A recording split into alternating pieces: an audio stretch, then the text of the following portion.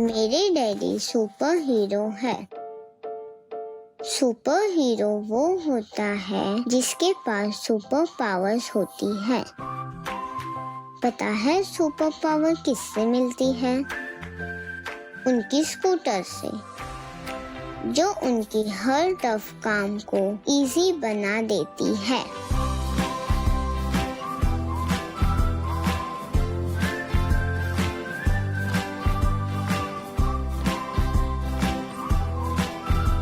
मुझे स्कूटर पर बिठा के टाइम से स्कूल पहुंचाते हैं।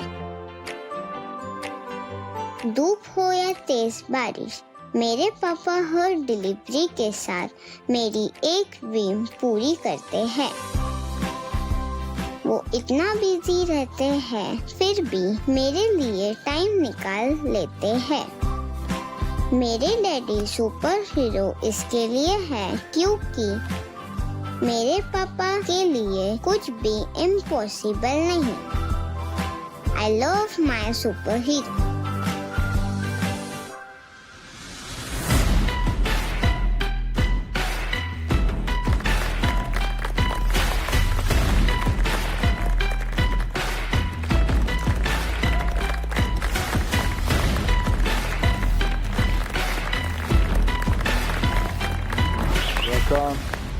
नमस्ते टाइकून्स।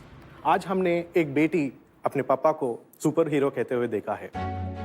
इस सुपर हीरो का खर्चा जब ज्यादा होता है, उसका असर पूरा परिवार के ऊपर पड़ता है। आज के दिन दूध से लेके दवाई तक सब हमारे घर के पास आता है।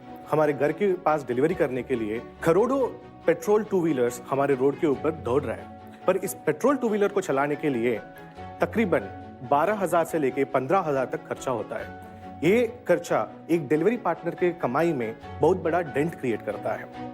करोड़ों लोग एक सोल्यूशन के लिए देख रहे हैं जहाँ पे उनका खर्चा कम और कमाई ज्यादा। इसी के लिए है हाला मोबिलिटी एक EV as a service platform है, जहाँ पे मैं श्रीकांत को-फाउंडर एंड सीईओ हूँ। मेरे साथ Snehit is a co-founder and CEO. Hala एक EV as a service platform है जहाँ पे लाखों डिलीवरी पार्टनर को एक्सेसिबिलिटी देता है। आज तक हमने 25,000 से ज्यादा डिलीवरी पार्टनर्स को हमारे प्लेटफॉर्म पे एक्सेस देके उसका कमाई 30% ज्यादा किया है। आज हमारे सर्विसेज 9 सिटीज में अवेलेबल है। 9,000 से ज्यादा गाड़ियां हमारे प्लेटफॉर्म पे चल रहा है और इस साल हम 92 करोड़ के रेवेन्यू बना के 6% पैट पे हम टॉप 5 प्लेयर्स के लीग में जुड़ने वाले हैं। हमारे लास्ट माइल डिलीवरी सेगमेंट इतनी तेजी से दौड़ रहा है, जो आज के 30 लाख व्हीकल का रिक्वायरमेंट है, आने वाले 6 साल में वो 3 करोड़ होने वाला है। इस डिमांड को देखते हुए हमारे सोल्यूशन इंप्लीमेंट करने चाहते हैं कि आने वाले सालों में 1 लाख गाड़ी हमारे प्लेटफॉर्म से डिप्लॉय करके हम एक 1200 करोड़ की कंपनी बनाए। इस जर्नी को हम तेजी बढ़ाने के लिए हम आपसे पूछ रहे हैं 10 crore rupees for 3% of equity. Tycoons, हम एक ईवी रेंटल कंपनी नहीं है। We are creating a livelihood. हम एक सस्टेनेबल, स्केलेबल, रिलायबल ईवीज हमारे ड्राइवर्स को देके उसको एक इज्जत से रोजगार दिला रहे हैं। तो आपका जो बिजनेस मॉडल है, थोड़ा सिंपल वे में अगर समझना हो तो ये जो बाइक्स है, स्कूटर्स है, इनको आप खुद बेचते हो ड्राइवर्स को कि आप एसेट हैवी हो कि आप ये खुद रेंट करते हो? मॉडल कैसे चलता है? हम पहले एसेट्स ओन करते थे, पर अभी एसेट लाइट है। हम एसेट्स लीज पे लेते हैं और उन लीज्ड व्हीकल्स को हम सब लीज करते हैं। कितना मार्जिन मिलता है उसमें?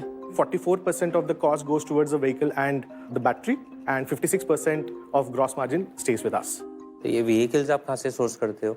आज के दिन we are doing a contract manufacturing, but we have our manufacturing unit in pipeline. By April it should go live. Okay, तो ये आपके खुद के ब्रांड के these are designed by us, all the certifications on us। But यार आप कहते हो आपने डिजाइन करा है, बट एक्चुअली तो मोस्ट कंपोनेंट्स इसके चाइना से ही आते होंगे। So supply chain चाइना से सर। हिंदुस्तान में कोई बनाता नहीं है? कोई नहीं बनाता। ये हिंदुस्तान में बड़ी प्रॉब्लम है और मेरा तो बड़ा नेगेटिव बायस है इंडस्ट्री को लेके कि सारे ईवी अंदर से तो सेम है, मोस्टली चाइना का ही टेक है अंदर। इन सब के बाहर से इन्होंने प्लास्टिक लगा रखा है। नहीं, पूछताछ करिएगा, 5 ब्रांड हिंदुस्तान में बनाते हैं। जिनको आप ये सब्सक्रिप्शन पे देते हो मोस्टली गिग वर्कर होंगे, राइट? Yeah. जो ब्लिंकिट, स्विगी पे डिलीवरी करते हैं इन बाइक्स को यूज करके, वो डे टू डे कमाते हैं। Yes. और उनका मन करता है तो 15 दिन गाँव चले जाते हैं। Yes. तो आपको कलेक्शन में कोई प्रॉब्लम नहीं आ रहा अभी तक? Industry का churn rate is 72%. We collect our onboarding fees. With that, we have reduced down this churn rate from 72% to 46%. तो आधे ड्राइवर फिर भी छोड़ जाते हैं। छोड़ रहा है। क्या कॉस्ट है एक स्कूटर का?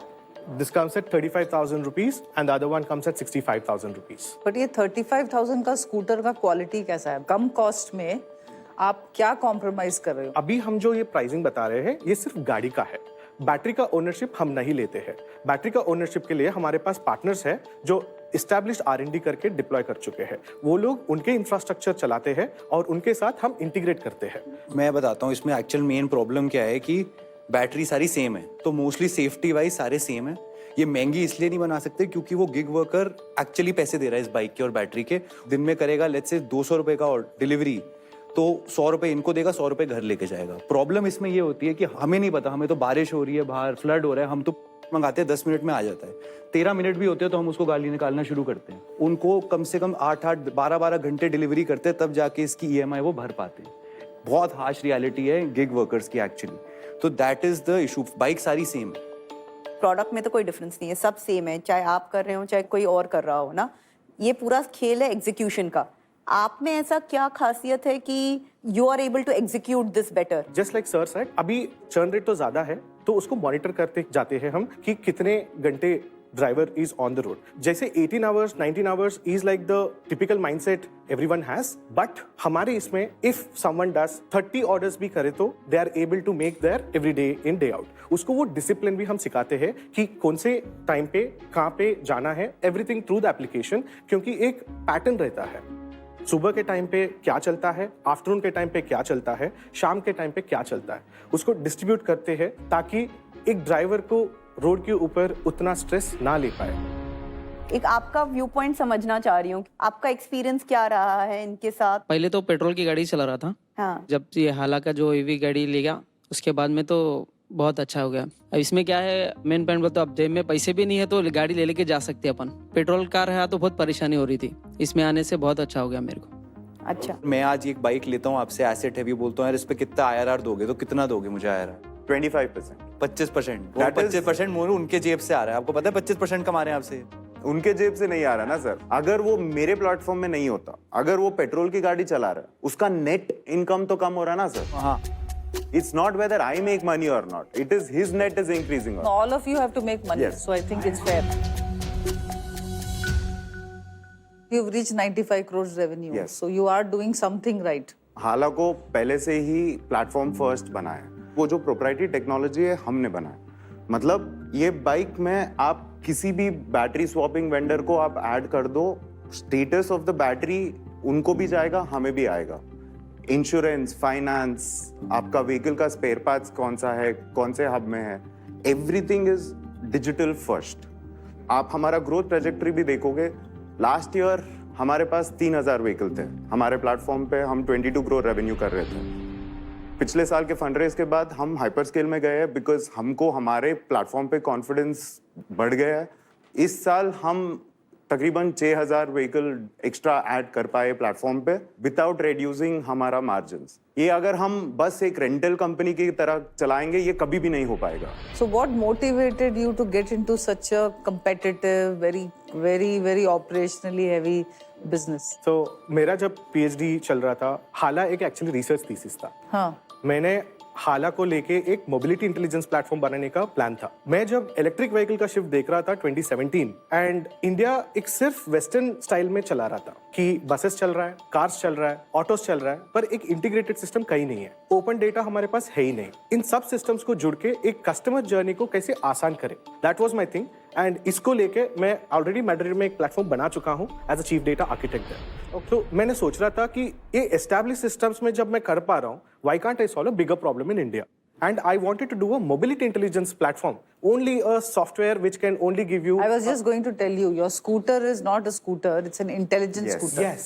because आपका पूरा ट्रैकिंग है, आपका पूरा एनालिटिक्स है. You can actually sell your traffic data to actually autonomous driving companies जो बहुत actually पैसे दे रहे हैं डेटा के लिए. Rightly mentioned, there is an opportunity for us to monetize the data point of view also. But then again, at this scale, we wanted to concentrate on the core things. Yes. What is the revenue breakdown? That 95 crores का थोड़ा breakdown बताइए. 70% of the revenue today comes from the third party logistics segment, जहाँ पे हम quick commerce, e-commerce के साथ जुड़ के हम deliveries करते हैं. So who is your biggest customer in that 72 crores? First one is Zomato, second one is Big Basket, third one is Blinkit, and the fourth one is Porter. And how are the margins there in that space? हमारे margins at the end of the day bottom line comes to per vehicle कितने कमा रहे हो, which is almost 7,800 rupees. पर जब ये third party logistics से काम करते हैं, क्योंकि हम ये ट्रेनिंग डिप्लॉयमेंट ऑफ पीपल भी करते हैं, इसके लिए हमको एक मैनेजमेंट फी मिलता है, वो जो 10% से 15% तक चलता है. एंड जोग्राफिक फोकस क्या है आपका? We predominantly concentrated in South Indian market because I'm a core believer that mobility is a local game. You need to be understanding the regulatory, people, demography, everything, right? So we concentrated more on these regions, and then now we expanded into the northern markets also. आपने पैसा उठाया, cap table कैसी है आपकी अभी? आज तक हमने HNI, अल्ट्रा HNI से पैसे उठाए हैं. हमारे इक्विटी को मिला के 12.5 crores of equity हमने रेस किया है. लास्ट राउंड आपने क्या वैल्यूएशन पे रेस किया? 120 crores in last year, November 2024. How much did you raise in that? 4.5 crores. Okay. Market का क्या कहना है? मार्केट आप स्कोर देंगे प्लीज?